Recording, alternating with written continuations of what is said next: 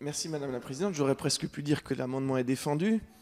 Je tiens d'abord à remercier Madame la Ministre d'avoir présenté cet amendement au Sénat, ce qui nous permet d'en discuter aujourd'hui, parce que le jeu de l'entonnoir n'avait pas permis de déposer cet amendement lors de la précédente lecture à l'Assemblée nationale.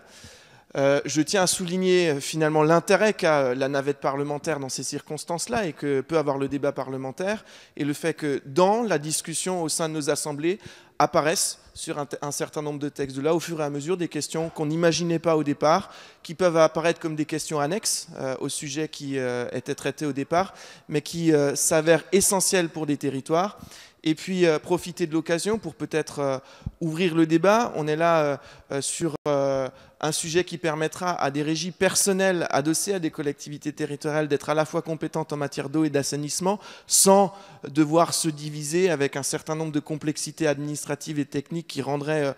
finalement difficilement exerçable au niveau local en fonction des modes d'organisation, une organisation publique de la compétence eau et assainissement, pour vous inviter à regarder ce qui se passe, y compris de l'autre côté du Rhin, où quand on a des régies publiques, elles sont parfois bien plus larges encore que l'eau et l'assainissement, incluent toute forme de réseau de distribution et parfois même des réseaux de transport, et finalement s'enrichissent d'une compétence pour assurer la suivante. Ce n'est pas contraire au principe auquel nous tenons particulièrement de l'eau paye l'eau, ce n'est pas contraire au principe de mise en concurrence dans nos territoires, mais par contre ça permet d'assurer